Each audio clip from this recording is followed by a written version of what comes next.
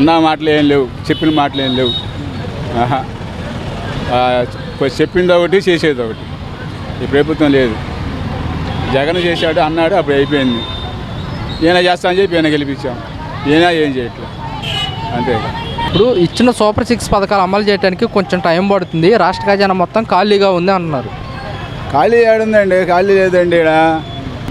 మరి ఇప్పుడు జగన్మోహన్ రెడ్డి జమిలీ ఎన్నికలు రావాలి, వస్తే కనుక కూటమి ప్రభుత్వానికి గద్దె దింపడానికి ప్రజలు మొత్తం ఎదురు చూస్తున్నారని చెప్పేసి కూడా అంటున్న మాట మీరే అంటారు. ప్రభుత్వం ఇది ఎక్కువ కాలం ఉండదండి.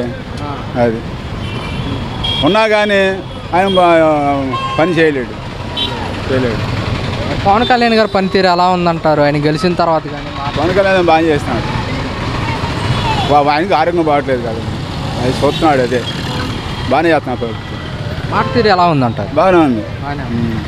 మరి ఇప్పుడు మన్యం ప్రాంతాల్లో, గిరిజన ప్రాంతాల్లో వెళ్ళి రోడ్డు సమస్యలు, రోడ్లు వేస్తున్నారు, ప్రజల సమస్యలు కూడా తీరుస్తున్నారు. ఎలా అనిపిస్తుంది?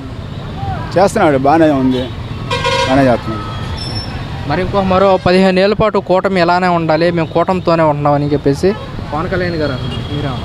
కూటమి ఉంటుందండి. ఇది ఒక 5 సంవత్సరాలు ఇంకా అయినా ఉంటాడు మళ్ళీ.